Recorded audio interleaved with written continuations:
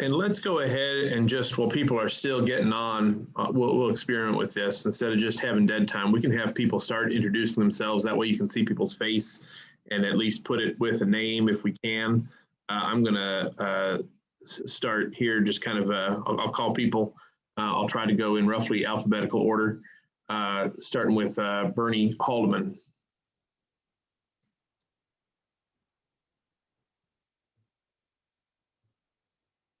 Brian Cavender. Hi there, I'm Brian. I'm with Mid-Continent Public Library, the Square One team. I am the career services person, so I work with people who are looking to make advancements in their career. The digital divide affects a lot of these people as well, so that's why I have my interest here as well. Thank you. Ina. Good morning. My name is Ina Montgomery, Urban Tech, and I'm a steering council member and glad to see you guys this morning. Go Chiefs! Tony Lupino. Hi, Tony Lupino. I work at UMKC with the UMKC Digital Equity Working Group, and I also work with the University of Missouri System statewide broadband initiative. Clearly, my participant list is not staying in alphabetical order. Beth Sarver. You want to do a quick intro? Good morning. Yes, thank you. Good morning. Beth Sarver, and with the Kansas City Sudbury School, newly changed our name to the Kansas City Restoration School. And we also have the Kansas City Time Bank. So we're interested in participating in these discussions and learning more about what's happening. We definitely have needs around digital inclusion, but also have some ideas about solutions for tackling the issue through time banking, which is a unique type of economic activity. So, is this your first meeting? It is, yes. Welcome. Yes, thanks for joining us. Elaine Villieu. Yeah, I'm with the Tech Access team, so I actually work with a lot of my coworkers on the call. So that includes Lindsay, and I've attended a few of these meetings, so I just love learning a little bit more about digital inclusion in Kansas City every time I'm on. And that is the Tech Access team at the Kansas City Public Library? Yes, it is. I am the awareness manager, so I'm kind of like the hype girl for the team. All right. Haley Kellerstrass. Hi, I was on a call, but it's been a few months ago. I'm with Liberty Parks and Rec, and I work mainly with senior citizens. Wonderful. Jenny Williams. Hi, I'm Jenny. I am also with the Tech Access team at the Kansas City Public Library. I am the Tech Access Virtual Services Program Coordinator. Jill Joliker. Hi, good morning. My video is not available right now. I apologize. I'm the Assistant County Administrator for Douglas County, Kansas, based in Lawrence, Kansas. Joe Robertson. Yeah, good morning. Yeah, Joe Robertson with the Local Investment Commission with Link. Happy to be here this morning. John Fitzpatrick. Thanks, Aaron. John Fitzpatrick from KC Digital Drive, currently working on a project for digital equity for community health workers. Leslie Scott. Hi, I am working with Aaron on the Internet Access Support Program, and I am also excited to attend the KC Restoration School's event tomorrow with Beth and learn more about time making. Madeline Romius. Good morning, everyone. I'm Madeline Romius, and I handle external and legislative affairs and civic engagement with AT&T. Megan McNaughton. Hi, everyone. My name is Megan. I am the Tech Access Coordinator at the Kansas City Public Library. You heard from Jenny and Elaine, and you will hear from Lindsay, who are all my coworkers on the team. So it's good to see all of you today. Mike Lodewagen. Good morning, everyone. I am Mike Lodewagen. I am the manager within government affairs with Charter Communications, Spectrum, if you will. Rick Usher.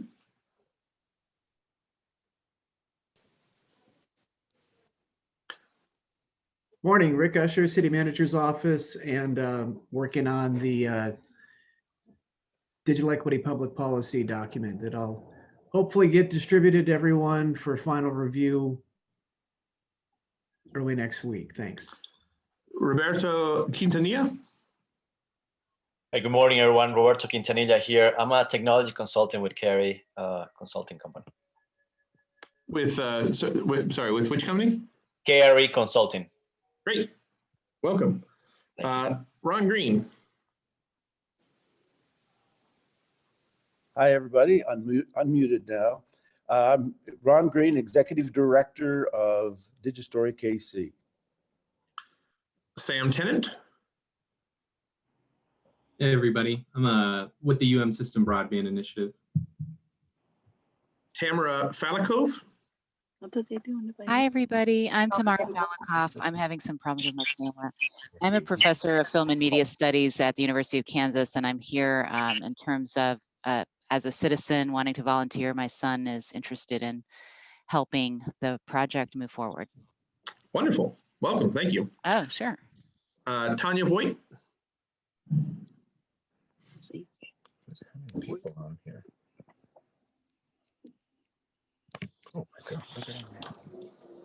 Sorry, I couldn't get unmuted. I'm Tanya Voigt. I'm a neighboring county, a zoning director for Douglas County. And we have just recently started sitting in on, found out about your group and have been sitting in on these meetings. We are having quite a bit of challenges in the rural unincorporated portions of the county, property owners not being able to have dependable internet. And obviously with remote learning, that's become a pretty big issue in the county. So we're just here to listen, hopefully learn, and hopefully find options for the rural property owners. Great, thank you. Tracy Rowland. Good morning. My name is Tracy Rowland. I'm with the City of Kansas City, Missouri Health Department. I work on our digital services team. Jacqua Wilkins. Good morning. My name is Jacqua Wilkins from the Urban League of Greater Kansas City. I'm the Vice President of Programs and Operations. Troy Wilson. Yeah, hi, I'm Troy Wilson. I'm the CEO of Alero Telecom. We help people in unserved and underserved areas get set up with high-speed internet access. Wendy Pearson. Good morning, Wendy Pearson, Strategic Initiatives Manager at Kansas City Public Library. One of my projects is Tech Access. Michael Chambers. Michael Chambers, I'm the Regional Director of External Affairs for AT&T in Northwest Missouri, and my territory is largely rural, and I appreciate the opportunity to kind of listen in on these meetings with Madeline Romius, who's also with AT&T. Thanks. Carnissa Caldwell.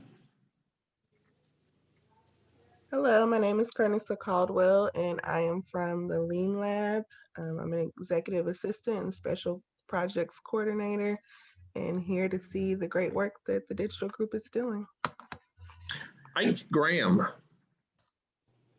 Morning, Ike Graham with Vineyard Neighborhood Association. Thanks, Ike. DJ Good.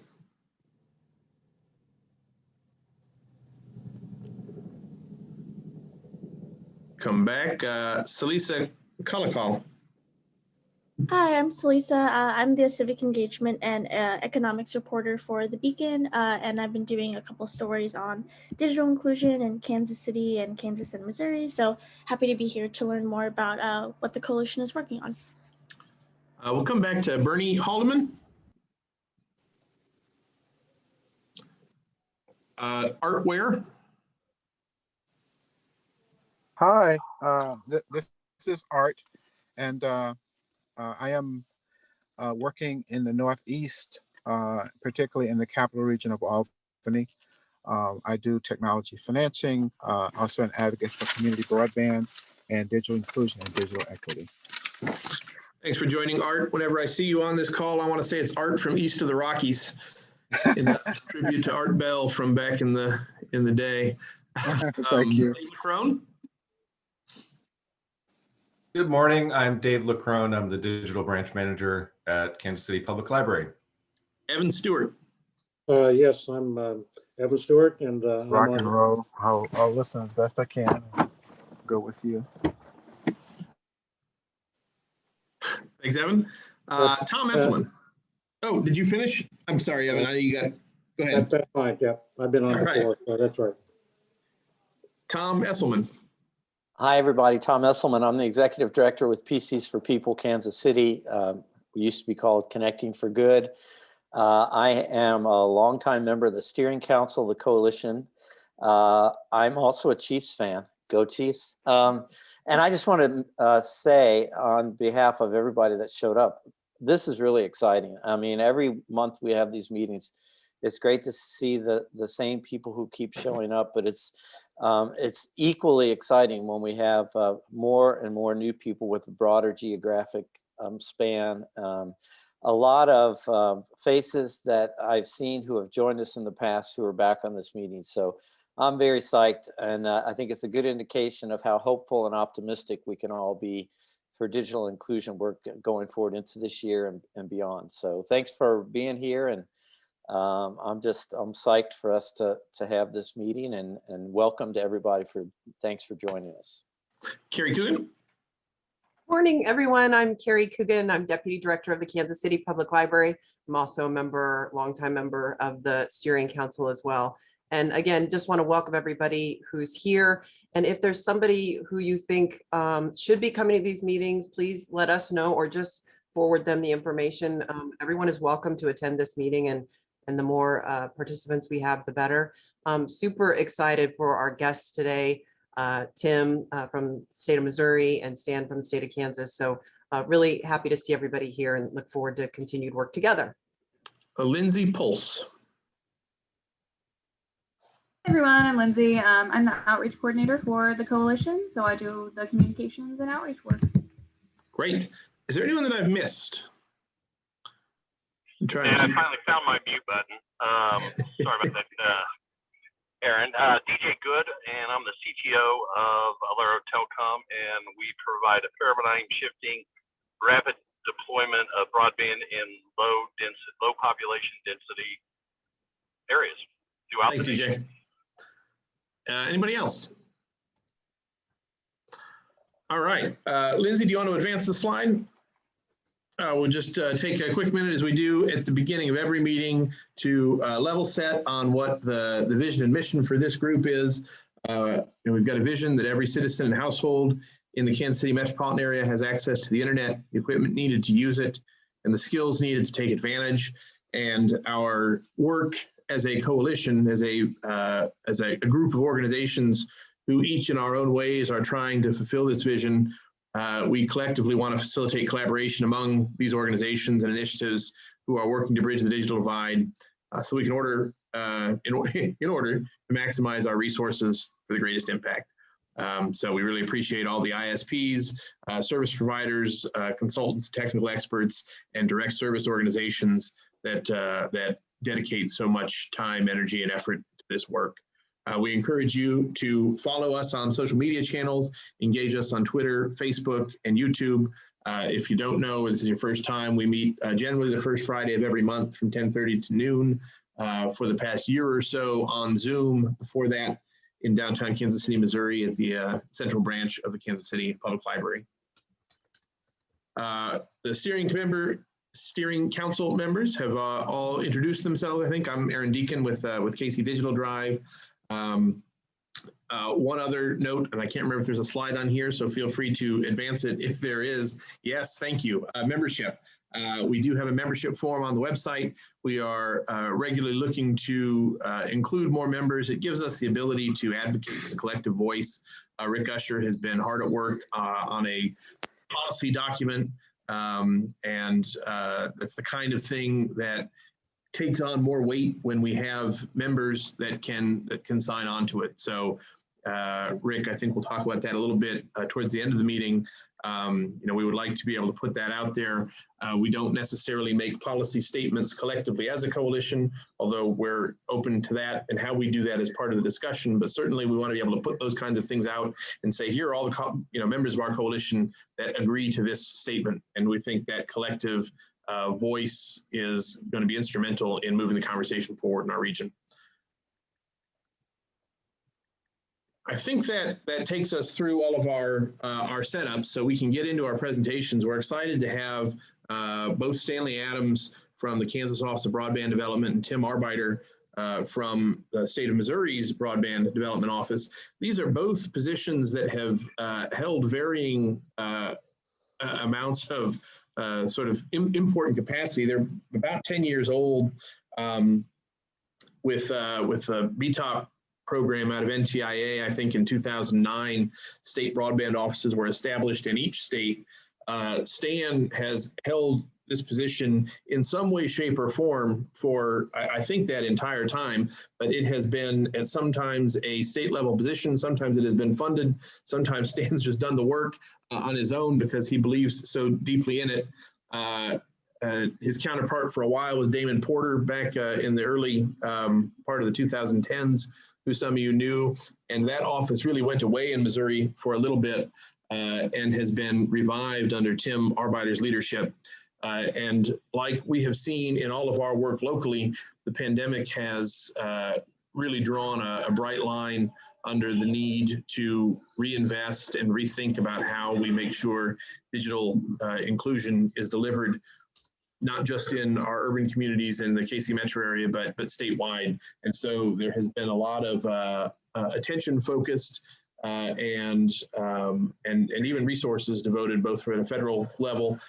Some of that filters into the states, and some of it is the state budget that has been allocated. So Stan and Tim have a number of exciting initiatives and priorities now that have been outlined at the state level, and excited to get into those. So we'll have Stan give a presentation on what's going on in Kansas, follow that with Tim in Missouri. We'll sprinkle in a little bit of questions in between for Stan and for Tim, and then take questions from both of them after we go. I think Stan's got to leave by 11:30, so we want to make sure we get some times for some Kansas questions as well. Stan, do you have slides, and do we need to shift the control over to you? Yes, if you can do that, that would be great, Aaron. I cannot, but I believe Lindsay can and will momentarily.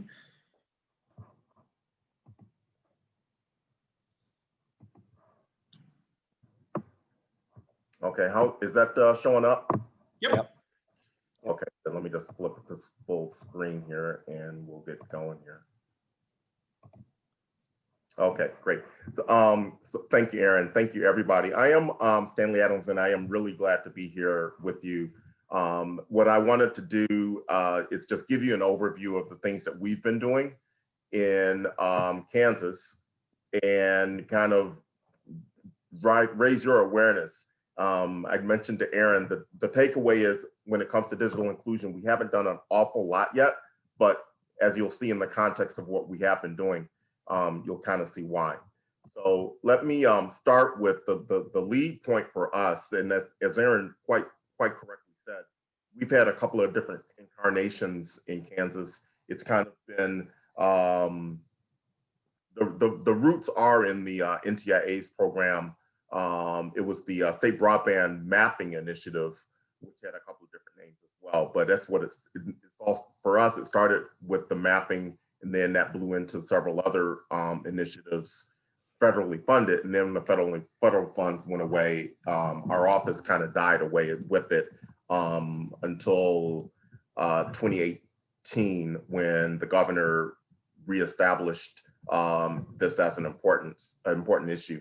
And when Governor Kelly came into office, things really picked up in terms of broadband. As you all know, this issue has been bubbling up for a long time in terms of access, the importance of access. So last October, Governor Kelly signed an executive order formally establishing the Office of Broadband Development within the Department of Commerce. This was a pretty big deal for us because it puts some formality and raises the formality around this set of issues that we have to deal with. And it also raises the visibility and importance across other state agencies.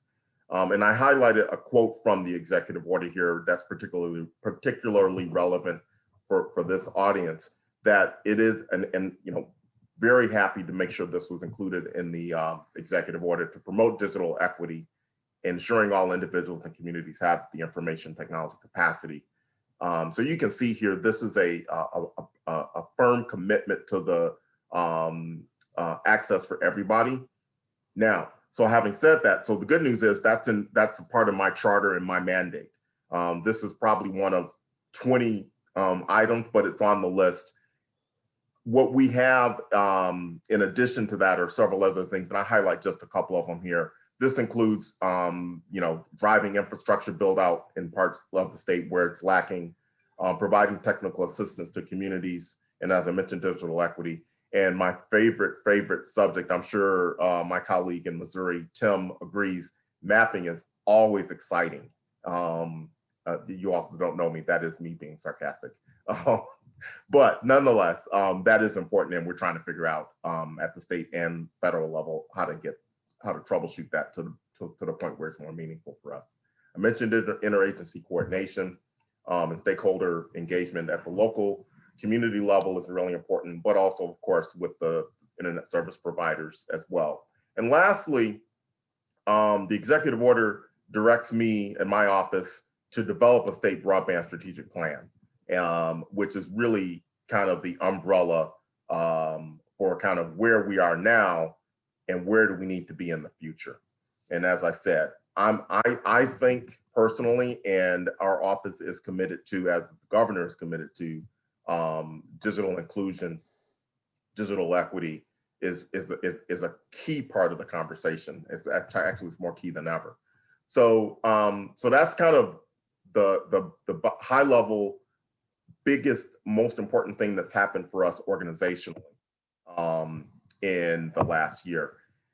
And I want to segue into the broadband pandemic response by simply pointing out that the good news is we were on this subject before the pandemic hit.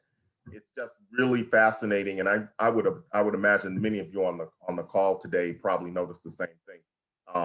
It's a order of magnitude difference in from a stakeholder public policy decision maker standpoint. The level of engagement on this subject is just really much greater for obvious reasons with the advent of the pandemic. But we were trying to, it's just, the irony is I'm pretty much saying all the things I was saying before the pandemic, only now a lot more people are listening. So that's kind of my take on it at the high level. So what we did as the pandemic hit and federal funding through the CARES Act became available, we stood up two different programs, and I'm just going to tell you about those two programs right now so that you have a sense of what we did.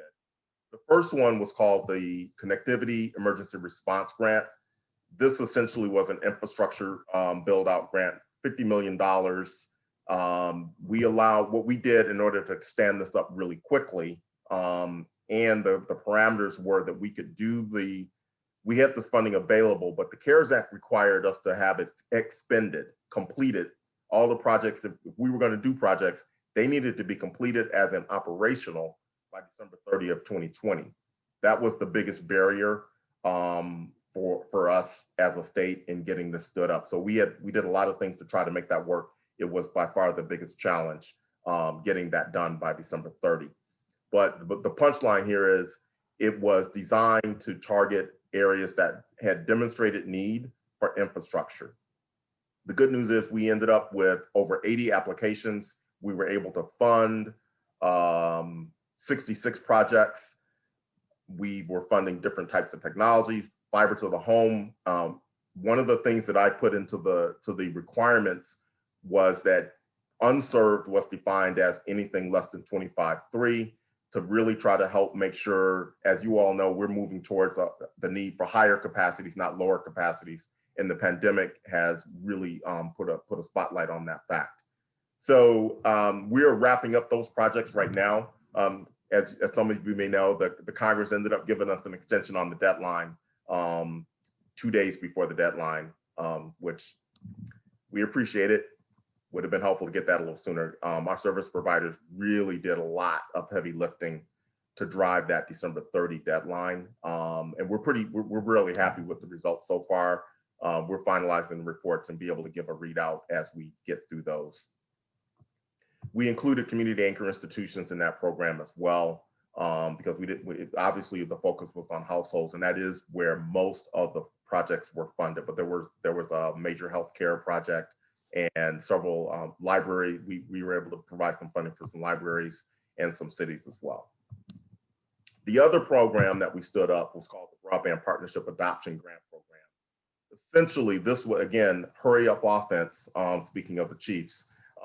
We were trying to get this up and running really quickly.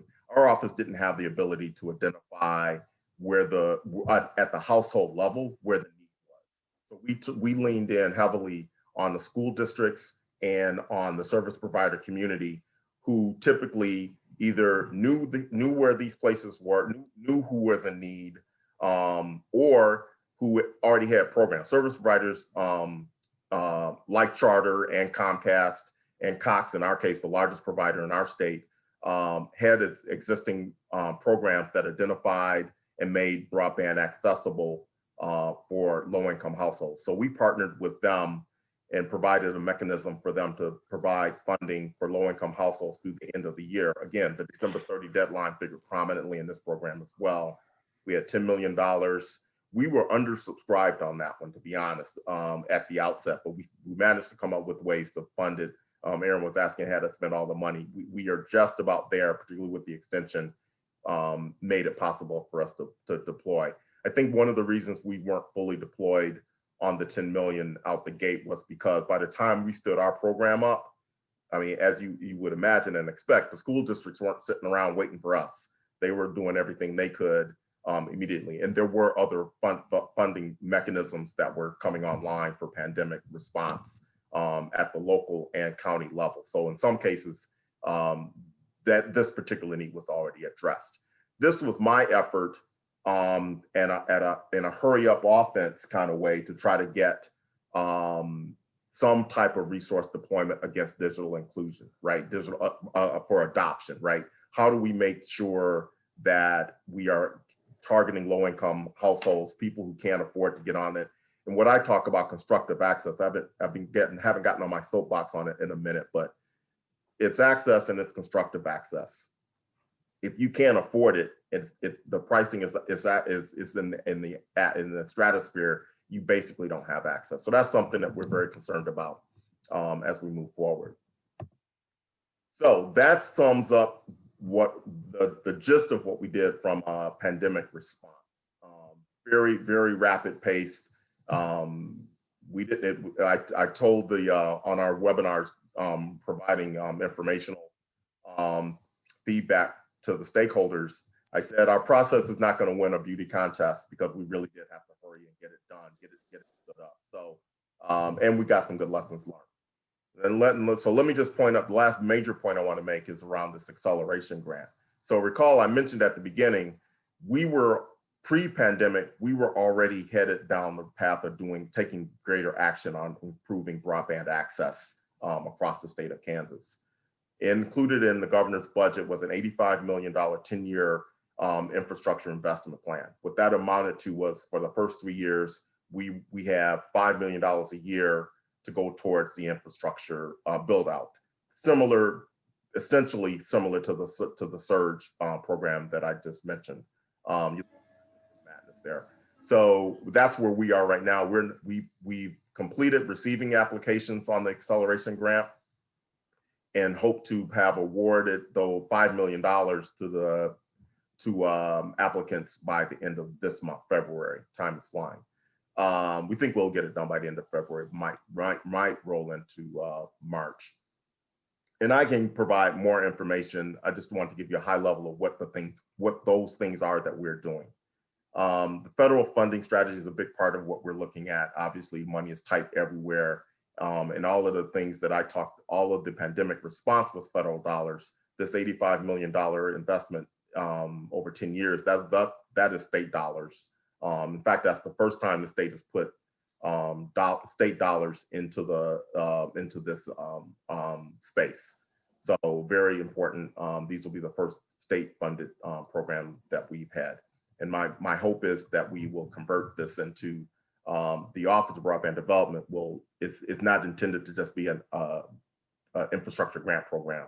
Digital inclusion and adoption figures prominently in it. So we're monitoring right now and reaching out to the NTIA about some of the funding that became available at the end of the year. I highlighted a couple of them here. And I imagine some of you all are, if you're not aware, there's a $3.2 billion fund that the FCC is standing up for low-income connectivity. I don't believe they've firmed up on the rules, the specifications of how communities can access that fund. I'm guessing the states are not going to figure prominently in that as a state entity. I think my expectation is going to be direct to the local level, but we're watching to see what they come out with, and if there's something we can do, we will obviously be very engaged. We're actively engaged on the tribal piece too. We're doing some outreach with our tribal councils to see how we might be able to help as a state for them to access funds of the $1 billion fund that is set aside for tribal infrastructure connectivity. Actually, it's infrastructure and adoption as they've articulated. And then lastly, I mentioned just kind of is there a CARES Act 2 and where we go from here? I'm working on getting our state strategic plan put together. That'll be done this year. I'm hopeful, I'm cautiously optimistic that we will see additional funds coming. And my commitment is to wherever I can apply funding availability into digital inclusion, I'm looking for ways to do that. And I wanted to just mention generally to let you all know, reach out to me, reach out to Tim, I'm sure it's the same way. I do not have, I don't feel that we have a sufficient grasp of digital inclusion needs across our state. Which is why I'm really glad to be here to kind of get a better sense of who are the stakeholders involved. When that $10 million got dropped in my lap, I didn't have a ready organization that I could tap into other than what I did do.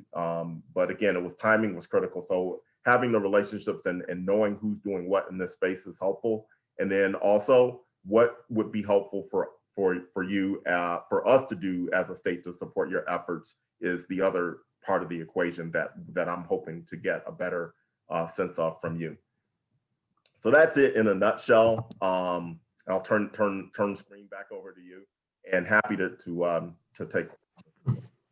So thank you, Stan. We've got one question in the chat from Ron Green about how you deal with rural areas in Kansas that have some level of coverage, but not what you would define as robust broadband coverage. Right. Well, that's how I deal with it. I emphasize robustness of the services, right? So rural areas are a real challenge. And what I try to do is highlight the fact that particularly when it comes to digital inclusion, it's not just a rural issue, it's a rural and non-rural issue. But what we have placed a greater emphasis on, if you look at our infrastructure projects, they tend to be more deployed towards rural areas. Demonstrated need is key, right? We're using taxpayer dollars, so we're not trying to provide competition for existing services. That's not the goal and objective for what we're doing. So what we do is we structure our rules. Our application process is always going to tilt towards the best demonstrated need is inherently how we touch rural areas. So that's it in a nutshell. And the other thing I mentioned, right? I tried to make sure that we weren't cutting off rural communities that had less than minimally adequate broadband services. Those areas were eligible for funding. Great, thank you. Let's take maybe a max of 10 minutes. We may do a little bit less than that, but I put two questions out there. One, if there are other questions for Stan, if you can, I don't know for sure the best way to do this. Maybe you can give like a thumbs up, and I will look for that on your screen and call on you that way. But let me ask. Well, I'll come to you in a minute, Evan. Thank you. And there's an icon. If you go down to the reactions at the base of your screen, there's a digital thumbs up that you can give also. You can raise your hand. You can raise your hand and. I'm looking for the hand raise thing, but I don't see it. It's there. Reactions. It's under reactions, right at the left-hand side and the bottom. The host doesn't see the raise your hand thing. The host doesn't. Ah, well, there you go. Okay. Thank you. I was looking for that. And then Stan, you kind of said right at the end that, you're looking to groups like this. So is there any question that you want to put out, specific to what you're trying to accomplish that you want people to, weigh in on? Obviously, we can't get through all of that probably now, but, even if we have a few people that want to, give you some feedback that'll help you while we've got you on the line here. Well, let me offer this observation and see if there's any feedback on it. This was one of the things I found particularly challenging. I mentioned that the Partnership Adoption Grant Program was not fully subscribed initially. And there's some good reasons for that, and I understand that part. However, I did receive some feedback from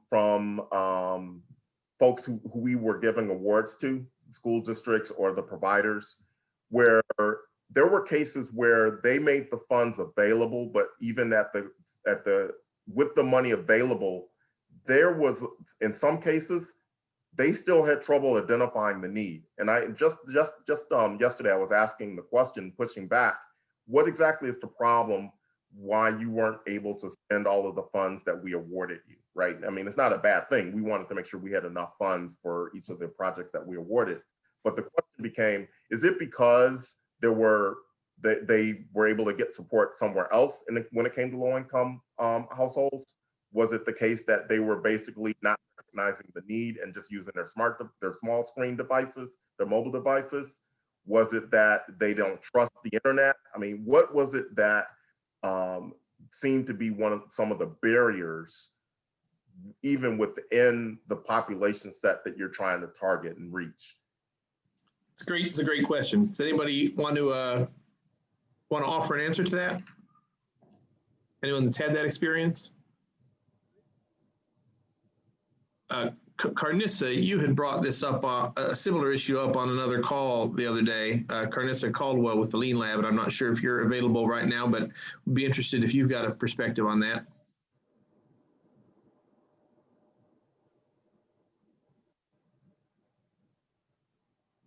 Yes, ma'am. Come back to Evan. You raised your thumb. Do you have a question? I did. I wanted to ask Stan if the kind of helping needs. Are there some opportunities here for some entrepreneurs to get involved and help Kansas and go into these rural communities, or is this kind of thing where he needs volunteers to go make this happen? Well, I don't know for sure what the right answer is. I mean, obviously, we always are looking for folks to be engaged, and that's kind of where I am right now. Is right. I'm trying to, I've got great wide working relationships with most of our service providers. Right. That's a very easily identifiable stakeholder group. So those communications are happening, and we feel good about that and where we're going. I don't feel good that I have that from the digital equity community, as it were. And part of that is because I just haven't done the outreach. Part of it is maybe it doesn't exist, right? So I need help in that regard. From a statewide perspective, I know you all in Kansas City specifically been there. That's why I'm really was excited to join you guys so we can kind of start the conversation. Thank you. Other questions? Yeah, I have a question. Yeah. And this Stan and maybe Tim too, if he wants to jump in here, and that is that, because we're on a state line, there are collaborations many times that span both sides of the state line. Is it possible to receive funding or be involved in collaborations that cross over the state lines where the states would still fund it or recognize that as a need here in our particular geographical area? I'll take a first swipe at that. I think the answer is I'm definitely open to trying to figure out a way to make that work. And I know that would be what our intention is, to look for ways to overcome obstacles like that. So I have no problem at all entertaining something that would do that. We just obviously we have to make sure that it's structured in a way that we can be accountable and hold it out in the light of day that everything makes sense.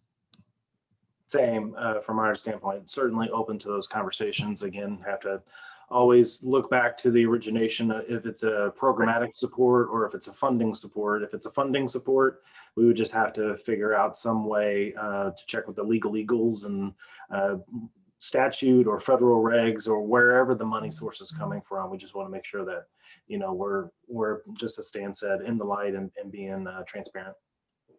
Thank you. All right, maybe we have time for one more if we have one.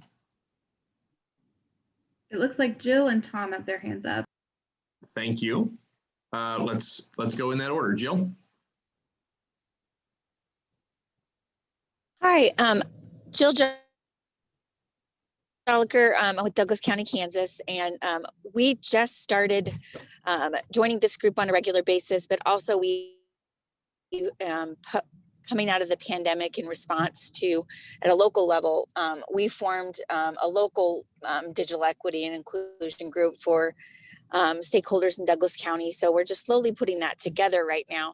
But I think, you know, how assistance from UCN and your organization on how we can connect dots from a policy standpoint at a local level, and absolutely using the work of this group and what Rick's been working on will be incredibly helpful to us. But just connecting dots to our local leadership to understand why these investments are important. And, you know, we've been trying to understand that and where to start by looking at some of the mapping work that was done by the Unified Government, but also just knowing where to start and how to make the case for this. We have a really great group of stakeholders locally and want to just understand what's the next best step. Thank you for that. I'm really encouraged. I think you took the first step. Believe me, there are folks that haven't taken that first step, which is organizing yourselves, identifying folks that have the mutual interest in identifying what the needs are.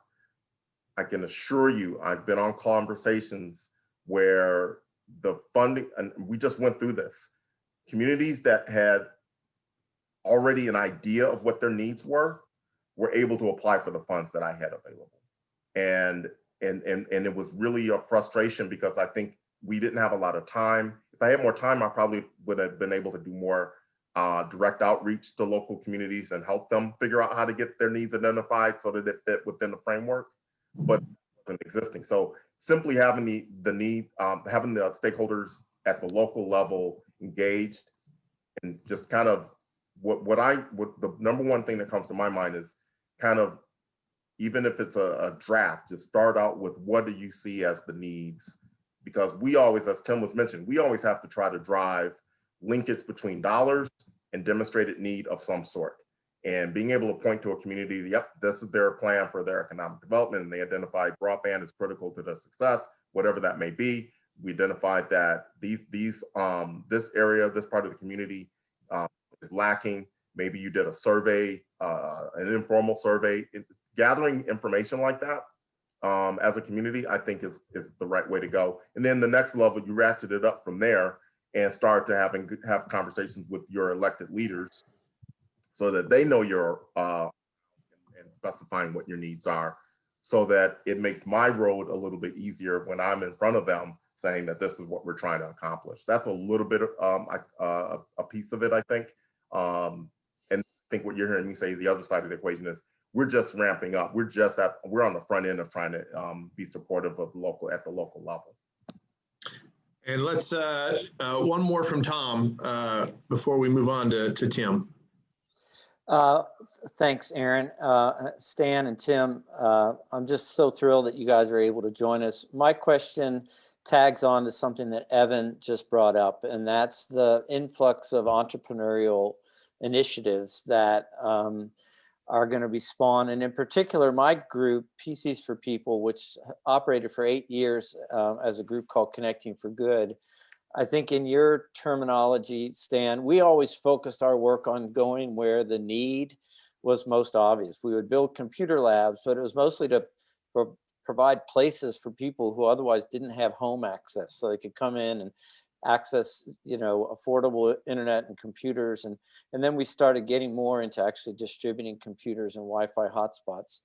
But with the FCC opening up this new citizens broadband radio service spectrum, this 3.5 megahertz, it's now kind of open for a lot more players to come in and work off of different technologies that require partnerships with the ISPs, but that last mile is often sometimes a really hard thing for the ISPs to be able to make work within a business model. So my question is just to say, are you guys open for me working with both of you? I know the answer is yes. We already have models that we're putting together as PCs for People with the state governments in Ohio and in Illinois. We're working on a project right now in Texas. But I'm just wanting you guys to know that and hope that you'd be open for me to contact both of you about some of the things that we're looking to do, not just on our own, but in partnership with groups like AT&T and Spectrum and Cox, because we rely on those connections to be able to help transfer that fiber into things like 4G, LTE, and other technologies which are getting a lot more effective at delivering higher performance than anything we've ever seen, but at a much lower cost. So I'm excited to meet both of you. And like I said, my question is just, will you be open to me contacting you as one of those new players on the scene? Yeah, of course, you're right. The answer is yes. I put my contact information in the chat box. Great, thanks. Absolutely, from my standpoint. Awesome. Well, thank you. Thank you, Tom. Thank you, Stan. Hopefully you can stick around and hear a little bit of Tim's remarks before you jump off. But if we don't get to say goodbye formally, thank you. Thank you. Thank you for clapping, Haley. There is an applause icon. All right, Tim, you can go ahead and share your screen if you have the ability to, and we'll get into what's happening in Missouri. Great. Let me get things going over on my front. Stan, always good to see you and hear from you. Have a fantastic weekend. And just want to say, thanks to Aaron and Carrie for the invitation today, just to talk to everybody. I'm Tim Arbeiter. I'm the Director of Broadband Development for the state of Missouri. And so just sharing with you today, just one, let me do a Zoom check. Aaron, can you see my slides okay? Perfect, thank you. This is just an overview of what is currently going on, what has happened with the pandemic response, as well as what's on deck, what's next. So I would also concur with Stanley from my standpoint and from the department standpoint, the need to get more educated, more informed, more understanding of the digital equity, digital literacy challenges that are being faced in our regions and our communities and our counties. And so this avenue is a perfect way for me to connect and engage on a regular basis. Because again, things are going to emerge that potentially as a state, or as Stanley and I work on the national level with our counterparts across the nation, what are some things that we could chat about at the federal level as it relates to some of the strategies being discussed already. So the broadband piece is really a component of Governor Parson and the response in the pandemic. So this is one aspect of what we had as a department and with our sister agencies had to stand up in relatively short amount of time. But this is just a smattering of some of the major programs that involve the Department of Economic Development, broadband being one of those. But as you see, there's other things that you probably engage with on a multiple different other ways, like nonprofit relief, Hey, Tim. business grants. Yep. It looks like, I don't know if you've got a slideshow up. It's possible that you have your slide deck up and then a separate slideshow window, but I'm just seeing still the main deck. So if you've moved to a new slide, I'm still just seeing the title. Okay.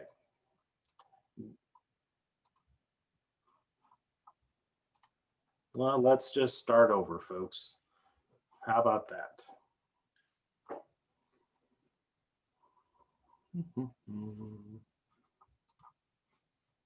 I do not know what's going on. You gotta love technology, right, folks? It's all well and good until it breaks. Here we go.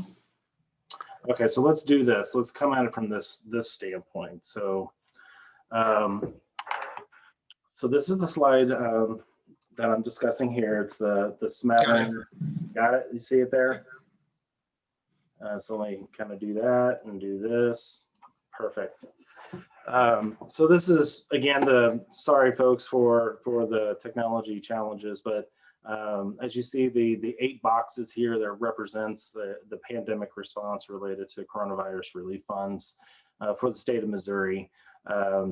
Mentioned already the nonprofit relief, small business grants, co-working and incubator space, PPE production, but then as you see at the top there with emergency broadband. And that is just, one aspect of a multi-pronged approach on the broadband expansion piece. And so what I'd like to chat with you today is a little bit about those 6 initiatives that are going on in that space. And so first and foremost is the Broadband Investment Program. That was the actual program that we worked with providers to put broadband infrastructure in the ground. I would concur with Stanley. The timeline was our biggest constraint and biggest concern that we got from our provider community of meeting that timeline was a significant challenge. And so, we were undersubscribed in this particular category of the emergency broadband investment, and I'll show you results on the next slide. The next aspect we worked on is telehealth and working with a partner, and you'll see in a screen later the aspects of that particular initiative. And then libraries, we did a program with the Office of the State Librarian. We worked with our partners at DESE on working with our school districts in Missouri. Higher education, we partnered with our Department of Higher Ed and Workforce Development. And finally, while it didn't have dedicated resources from this particular funding stream, we actually put together an application to the Economic Development Administration for broadband technical assistance for counties.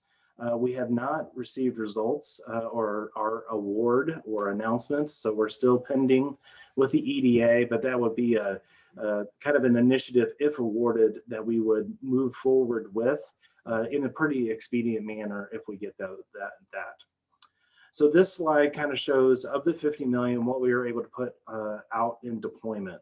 So 22.5 million was committed from reimbursements, actual reimbursements to clinics, libraries, schools, higher ed, and providers. So you see the pie chart there, kind of the distribution of the pot. You see the state of Missouri symbol, that's where the infrastructure projects went. And so out of the 3.8 million awarded to providers to connect up to 2,500 homes, those are the projects that are sprinkled all over the state that we were able to fund. In the results of the hotspot program, and I'll show a slide based on that, 38 health clinics, and those are both federally qualified healthcare clinics and community mental health clinics were recipients of that. 73% of Missouri schools were able to pull down the resources through the DESE program for connectivity. 800,000 was committed to 39 libraries. That was undersubscribed. That was about a $2.5 million commitment, but they were only able to apply for and receive reimbursement for 800,000. Primary reason for that is they had the libraries just came off an IMLS grant through CARES. And so we were kind of the next wave. And so kudos to the libraries. And then the higher education institutions, we also worked with our partners at DUDE to provide resources for our higher education institutions. So what I did next is I went into the data and pulled out the Kansas City specific entities that were beneficiaries of these resources. And so as first and foremost, let's start off with telehealth. These are the list of healthcare clinics in the Kansas City metro that received hotspots that they could lend out to citizens with either low connectivity or affordability challenges, so they could do telehealth visits from home. And so this was a partnership that we established through the Missouri Telehealth Network, which is out of the University of Missouri System School of Medicine. It's an established network and has been around for 16 or 17 years. working with healthcare clinics across Missouri. So they were able to get those hotspots out to 38 clinics statewide. But this is the smattering of clinics in the Kansas City metro that took advantage of the program. Libraries, I know we have one of the recipients, and actually have two recipients on today's call. This is what the smattering of libraries in the KC metro region took advantage of CARES Act resources. These are their awarded amounts, and so some of these, their actual reimbursements amounts were somewhat lower in a couple cases, but many of them use their full maximum amount available to them for a couple of different strategies. Libraries were able to expand bandwidth if they needed to do so at their facility. They could utilize the funds to purchase hotspots and devices to be lent out to citizens, both in low connectivity or affordability challenges. But it had to be in the telehealth and the distance learning component for students of higher education. They had to give citizens priority in those two areas. But if they were, not seeing a lot of traction, and then they can make it available to other citizens. We just asked them to work hard to have a priority for telehealth or students of higher education who may not have access to devices. But this particular program could not been done without partnership and collaboration with the Missouri State Librarian's Office, who in almost every year hosts a grant program for libraries. So we worked with them to kind of modify their existing program to kind of mirror what we needed to have it mirror for the CARES Act. So shifting into higher ed, working with our partners at Department of Higher Ed and Workforce Development. These are the two institutions in the KC Metro that were able to access resources. So Metropolitan Community College was able to access resources, and then also the University of Missouri system. While that number is fairly large, please note that these are for all of the University of Missouri campuses. So UMKC was able to take advantage of a portion of this. And so the higher ed component was to do primary three things: to assist with hotspots and device lendings for students in low connectivity areas or affordability challenges, allow for the campus to expand campus networking opportunities, so Wi-Fi outside of the buildings, making it stronger to get that footprint farther out there. And then also able to do online learning management systems. While many institutions of higher ed do online learning, they probably didn't always fully ramp up an online learning management system to really do a complete virtual experience. And so they had that option to do it within there. Through our partnership with DESE, we were able to work with a connectivity grant to help school districts and other types of education facilities expand their Wi-Fi footprint outside of their building structures. And so predominantly majority of school districts in Missouri, 73%, as I mentioned earlier, were able to take advantage of this. So here are the listings of schools that actually received assistance and pulled down their assistance to help reach and expand that footprint. So what's next? So Stan's already mentioned several of these that we're watching intently. I think the biggest one that we're all curious about is the $3.2 billion FCC program. Like Stan said, I'm curious to see how they structure this and how they will deploy the funds, whether it's to communities or working with providers. There's a number of different aspects that they're looking at. They're in their comment period. I don't know if this group has talked about putting comments together and submitting, but it's due February 16th as it relates to the affordability piece. I think this is a very interesting thing that Congress did in providing these resources to the FCC to address the affordability challenges. Many providers in our state provided very low cost opportunities very early in the pandemic, and many of them kept them going because of the virtual nature of things. So it'll be interesting to see how those two paradigms come together to stand up this program. They will be able to do an additional round of COVID telehealth. So we'll see another $250 million will come out relatively soon. I saw them, saw on their daily digest just a few days ago that they're taking the next steps in that particular program. NTIA, Stan's already mentioned about that, but it'll be interesting to see regarding that. USDA is another, it's another infusion of resources for the USDA. And this is primarily areas of rural nature. Typically non-metro areas are typical applicants for USDA programs. So, you know, my advice for our folks who have more of a rural demographic that they're representing, we probably need to work to get you hooked into folks who are well-versed in USDA programs, because USDA is constantly putting out programs all year long related to funding available. There are certain parameters and requirements, but they continually on a multi-year, multi-program basis have offerings out there. For the state program, Governor Parson announced his budget just last week in the State of the State. Did include $5 million for the broadband grant program. This is an infrastructure program, not necessarily digital literacy or an adoption program, but it's an infrastructure program to help unserved and underserved areas of the state. So these are the things that are on my docket. What's up next?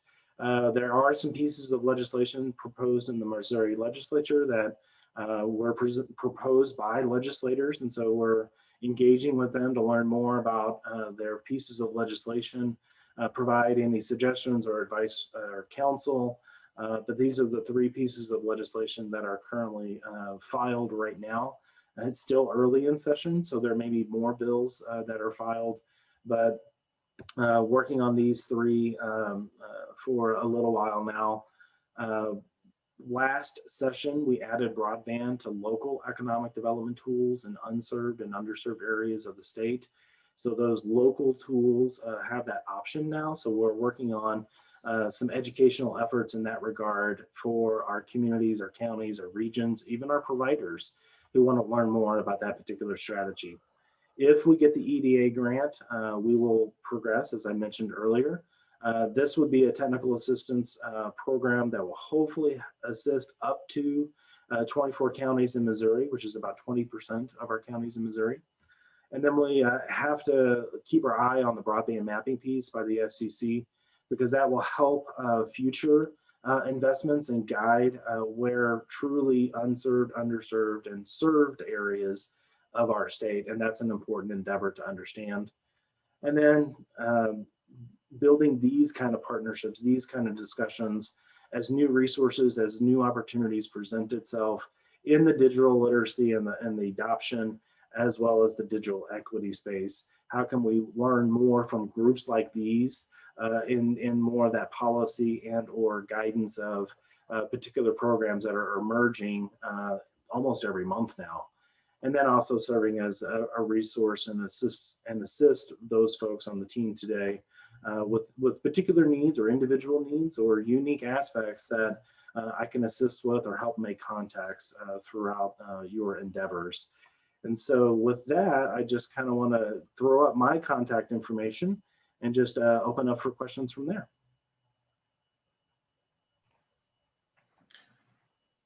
Thank you, Tim. That was great. I can't see right now. Hang on, let me see if I can figure out who's got hands raised. There we go. Rick. Hey, thanks. Thanks, Aaron. And Tim, I think it's important for this group to understand what the definitions of unserved and underserved are when we're talking about internet services and broadband expansion, because I took a look at that proposal and really there aren't really any census tracts in Kansas City, Missouri that meet that definition because of the high level of infrastructure we have constructed. Really, our issue is the affordability side of that, and there doesn't appear to be any state funding that could support a broadband subsidy. That's correct, Rick. And for those that are unfamiliar with definitions of those terms, and this is Missouri's definition. And so, you know, as you heard earlier from Stan, he tweaked his definition of unserved. For unserved, it's areas that have relatively no internet up to 10.1. So that's 10 megabits down, 1 megabit up. Underserved is just above, is 10.1 and above, but not quite 25.3, 25 megabits down, 3 megabits up. Served is what an area that's receiving more than 25.3 and above. And so, so that's really kind of the basic definitions right now. And FCC, you know, is in line with those typical definitions of under, and served areas of the state. So yes, correct. We're currently right now, there's not an established subsidy or an adoption program with state resources.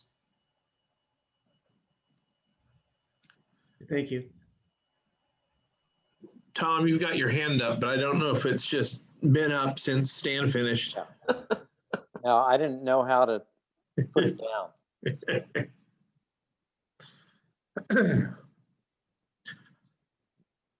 Is the EDA grant, was that one of the Sprint grants, Tim? No, this is actually grant program. You know, through the Economic Development Administration. It's a federal agency underneath the U.S. Department of Commerce. But when they dropped their NOFO, Notice of Funding Opportunity, they actually had a line item in there on broadband resiliency. And so that kind of rung some bells for us as an opportunity to work with the Missouri Association Councils of Government. This is the kind of the statewide association that is the collective group. So for instance, this is the group that this is their overall group that Mark works with.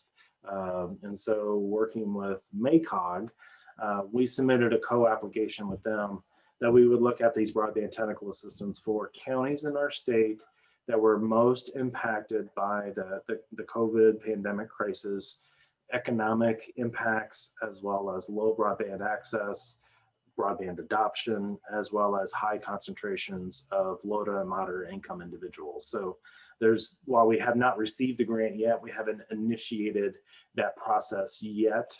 If we are recipients, we'll be looking at that.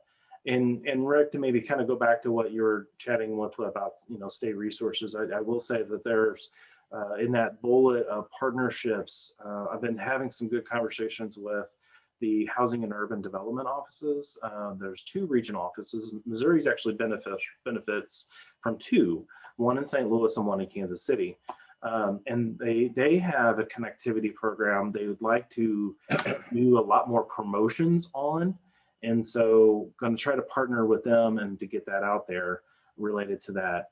And the question earlier about how do people get started in the assessing the need, I will say, you know, and maybe I need to throw it over to Tony and so he could talk a little bit about this, but I do know there are some you know, resources through NTIA. That's called broadbandusa.com. They have some adoption kind of guides, if you will, that kind of walks you through the process.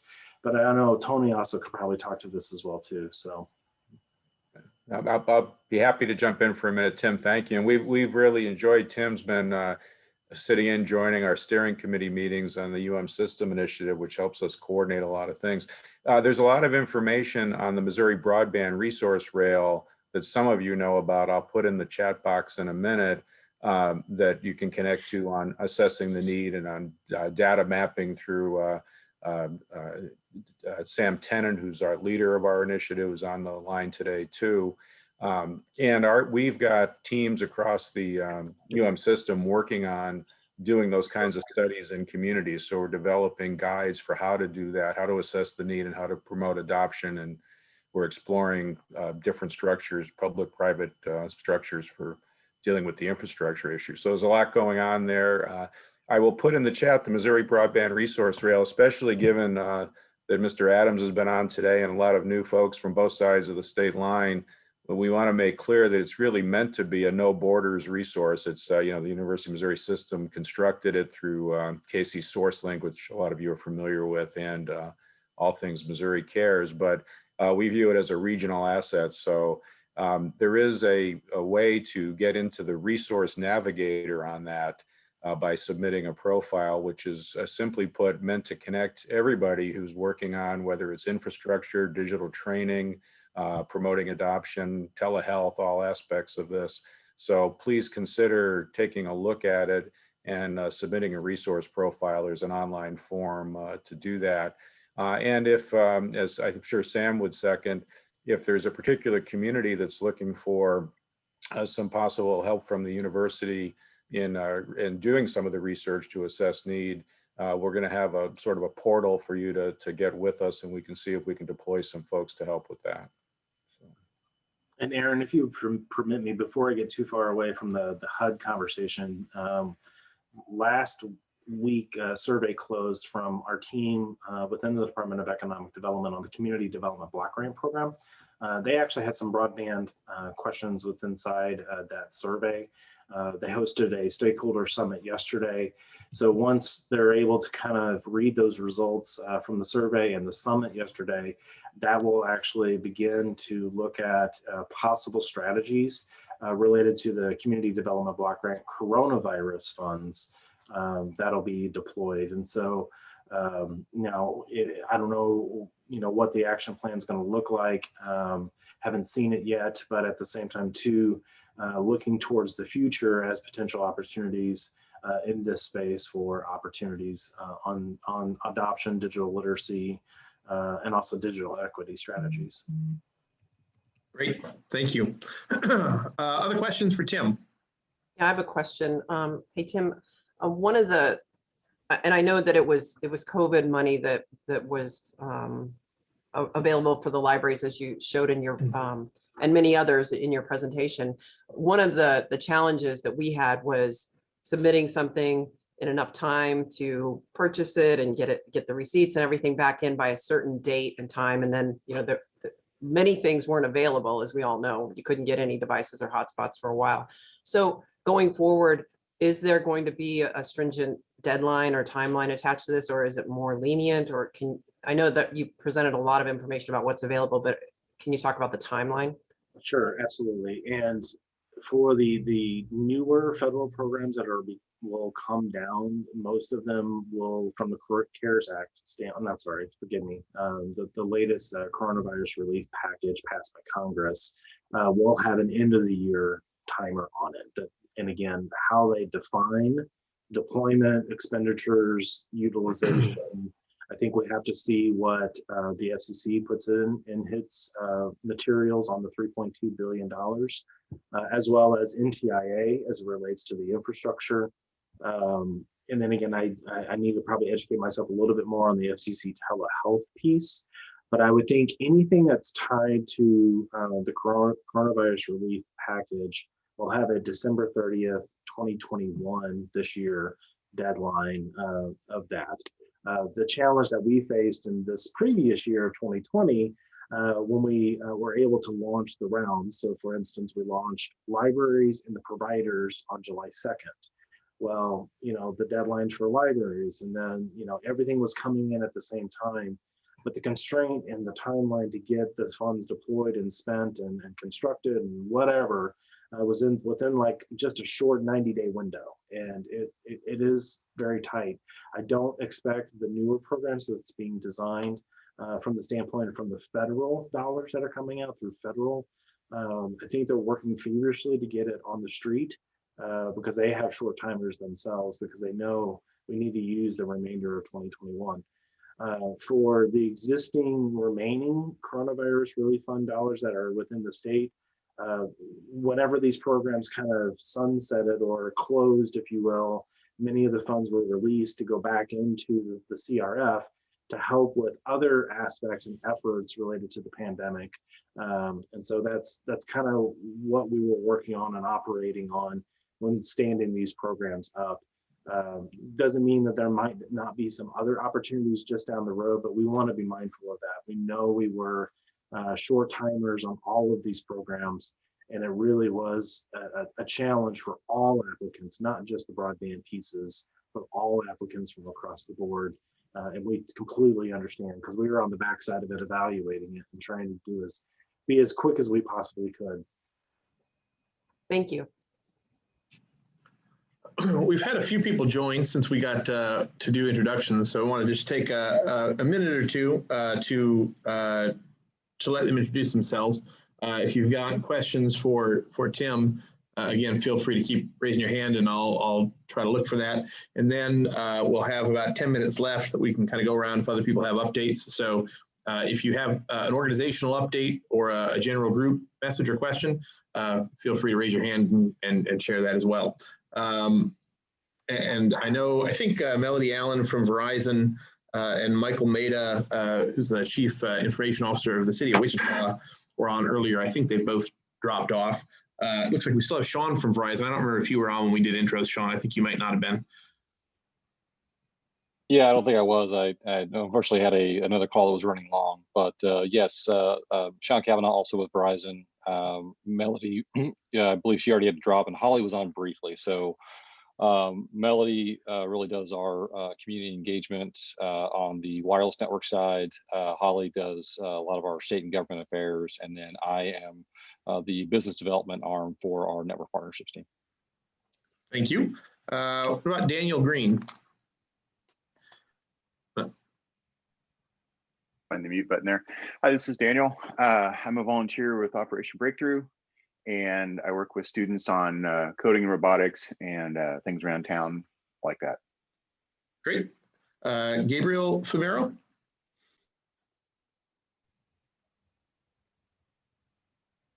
Yes, thank you. I will sound this probably my issue will be sound strange, but somebody say that we need to figure out a different way to include education and training, and that is my responsibility with HEDC. I think that we pay attention to technical skill, but during the last year we jumped from face-to-face classes to online classes, and that process is very complicated, especially with minority communities. It's not only the broadband or the access to a computer, they need training. And I will appreciate if we can figure out the best way to work together to offer those opportunities, because we give the broadband, we give the computer, but then they need to know how to jump. That is my observation. I have here that for many months, but we need to move forward, and HEDC is open to do that. Very good. Thanks, Gabriel. Ben Harris?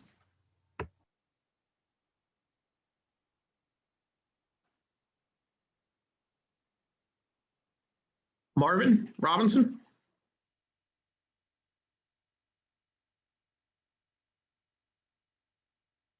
And Rachel Olhausen, who I think also has an announcement to share with us.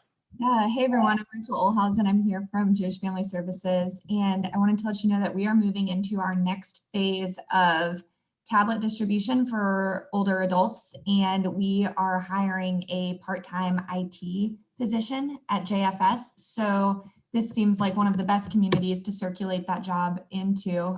We're looking to hire really quickly. So I dropped the link in the chat, but this person would be responsible for helping us configure tablets for the older adults. We have a preset configuration that makes it easier for them to navigate. And we also are providing those 10 weeks of trainings. So this would be less training intensive. We are hoping to bring on a social worker to actually teach the classes and facilitate the groups. But this person would work with the JFS team and the older adult team. So if you know anyone, it is a part-time position right now, but depending how things go, I think that this has longer staying power at JFS. So anyways, they would be applying through Staffing KC. So if there's any confusion, they'll be working through a temp agency initially. Awesome. Thanks, Rachel. Appreciate the update. Any other questions for Tim? Questions for others in the group, or updates, info to share? Aaron, I saw earlier a question related to this very thing about digital literacy education related to technology, but also the struggles of rural libraries, and also the Tony may also maybe be able to hop in, or even Carrie to a certain extent. I know Moornet, who works with a lot of libraries in the state, whether it be metro, suburban, or rural libraries. They're working on a campaign of a number of known resources that the library system already has at its disposal. And for those rural libraries that do struggle in that programmatic and delivery, I mean, as a former economic developer and a former chamber person, I would engage any kind of business or regional group and to see if you could tap volunteers. And so that would be my encouragement for rural libraries or rural librarians. Don't be ever afraid to ask your extension network or your chambers or your economic development groups. You may be able to pull down 2 to 3 volunteers who could help do that delivery of education on digital literacy. And apologize, my email's blowing up. I don't know why. So it's probably people on this group, Tim, who are eager to get involved. Let me just second that. We completely agree. Carrie and the team at the library here has been terrific in it, and reaching out to the libraries across the state and on the Kansas side too makes sense. Locally, a couple years ago, we had a student team map a lot of the digital training resources in the KC Metro. So you'll be hearing from us again soon, everybody here involved with the coalition, to do an update on that. We captured a lot of the resources, but we want to be able to connect people to them most conveniently. So you'll be getting a call for tell us what you're doing with digital training pretty soon. Great. Well, last call for raised hands. Oh, we got a couple. Ike. I'd like to thank everybody for all the good information. And you're pretty faint, Ike. It's really hard to hear you. I say I would like to thank everybody for the good information, and I got a 12 o'clock meeting, so I'm gonna have to sign off. And I look forward to seeing everybody next month. Sounds great. Thanks for joining, Ike. Appreciate it. All right. Salisa with the Beacon. Yes, hi. Can everyone hear me? Yep.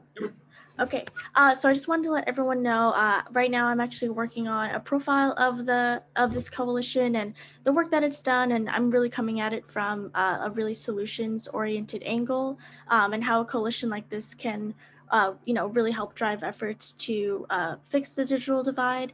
And I wanted to put out there, I would really love to speak with grassroots organizations that maybe have recently joined the coalition and, partnered with the library or PCs for People or, any of those orgs to kind of reach out to the community and reach out to the people that really need digital access. So if you're a grassroots org and you just in Kansas City or just the Kansas City region and you recently joined and, being part of the coalition has really helped your services and helped you connect with the community, I would love to talk to you for my story. Aaron just put my email in the chat. Please feel free to reach out to me. And I also might be reaching out to a couple of you as well. So just wanted to put that out there. The story should come out maybe in the next couple of weeks. So that's what I'm working on. So keep an eye out for that. And I might also reach out to some of the individuals on this call as well. Thanks, Lisa. Hey, Salisa, this is Tom. The gentleman that just signed off, Ike Graham, he's the president of the Vineyard Neighborhood Association, which is the East Side Kansas City neighborhood. And he has been a regular participant and attendee for many years now, 4 or 5 years. And I'm just letting you know, I'm going to send you his information since he just signed off. But he would be an outstanding person for you to talk to, I think. I would also suggest too that if whether you partnered with the library or PCs for People, or even if you just feel like attending these coalition meetings has been beneficial to you in some way in the work that you're doing, whether it's information sharing or just being a part of this coalition, whether you've been here for the 7 to 10 years we've been doing this or just recently, I think that would also be helpful to the story, because sometimes just being on this call, even if it hasn't exactly turned into a full partnership or some sort of program or project, I mean, you still learn a lot about what's happening in this space and opportunities that are available for funding or other things. So just another suggestion if you want to reach out to Salisa. Yes, thank you for that, Carrie. Sure. Leslie.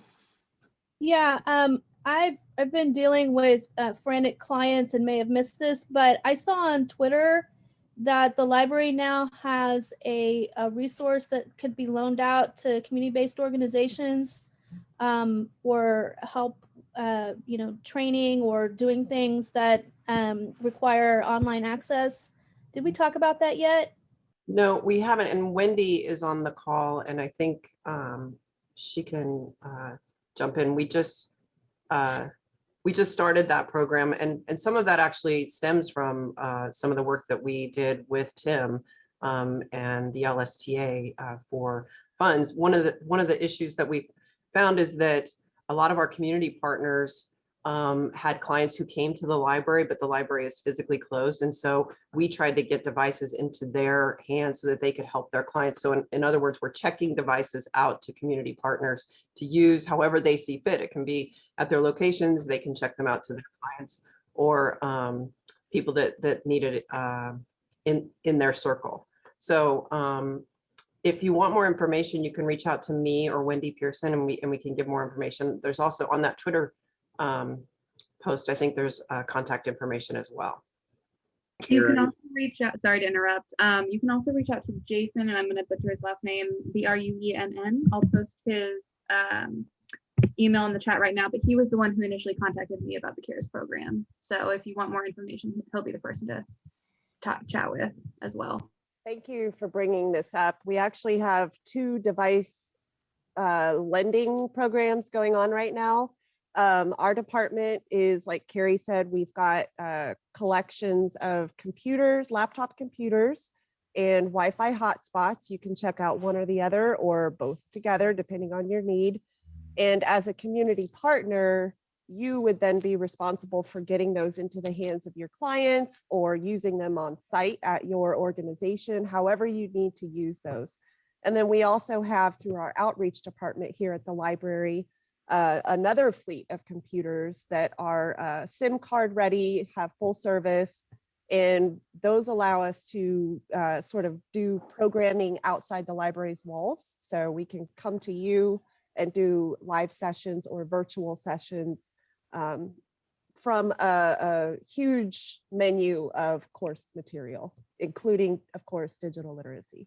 Yeah, and I just want to give a shout out to, we talk a lot about collaborations and partnerships on these calls. And as I mentioned to Tim earlier, when we were trying to apply for these funds, we were able to get them, but we were having such a hard time getting the devices in time to meet the deadline. And we worked with Tom and his team at PCs for People. And I think they literally called every possible provider who had any kind of devices in the entire country in order to try to get us to help meet that deadline. So I just want to give a shout out to him, but just again, the importance of this group of people and how we can all really help each other, especially now when there's so many opportunities out there. We really need to work together. In fact, that's something the Steering Council has been talking about, is putting together a committee or a working group to talk about how we can take advantage of the collaborations we have here to take to put some opportunities together with all of this funding that's now happening as a result of the pandemic and the digital divide. And Carrie and Wendy, for your benefit, St. Charles County did the tech bundles as well on their early start of their application. And so they actually deployed to senior groups, but also to student support agencies. So in case you need a sounding board to say, what have you learned? What would you do differently as you emerge your strategy as well? So that's great to know. Thank you for sharing that. Sean, do you want to expand? I see you put a comment right in the chat, but if we close out now, no one will be able to read it. So sure, thanks. Sorry, I was trying to get to that. Since I missed the introductions earlier, I wasn't sure if Holly already mentioned it, but I see a few of the same faces we've been meeting with recently around what partnerships we have and around volunteerism also. So that's come up on a few of our meetings where we as a company have committed quite a bit to the number of hours we are going to do in the next few years. And we've been trying to reach out to local organizations to see what we can do more locally in the community. And right now those are mainly virtual in nature, but I know we've already discussed this with a few people on the call, but just trying to throw that out there to the whole group as a whole. If there are things that we could maybe help out with right now, please reach out to myself or Holly, and we'd be happy to have that conversation and see what we can do. And that's Verizon staff that can support local nonprofit efforts in some way, potentially, yes? Yes, yeah, and there's lots of different things that we could do, right? Whether it's assigning a resource to help out. We've talked to a few other community agencies around. For example, Holly just got in our volunteer portal. So the nice thing about having things in our portal is that all of our employees can see it and check out something that may be of interest to them specifically. And there was one that we just signed up. Holly got in there with in Kansas City, Kansas. It was some online tutoring options that we could have local employees reach out to. Thank you, Sean. A note from Lindsay to make sure that if you're not getting our newsletters every month, that you check your spam filter and make sure that you're able to. There has been a flurry of additional update posts and questions, and I trust, Lindsay, that you will include those in follow-up. Yes? Yes, I will. So we're a minute past. We've got a big weekend in Kansas City ahead of us. Hopefully next time we meet, we will be celebrating our back-to-back Super Bowl championships. Enjoy yourselves, everybody. Thank you. Thanks, everyone. And thanks, Tim and Stanley, for your presentations. That was really great info.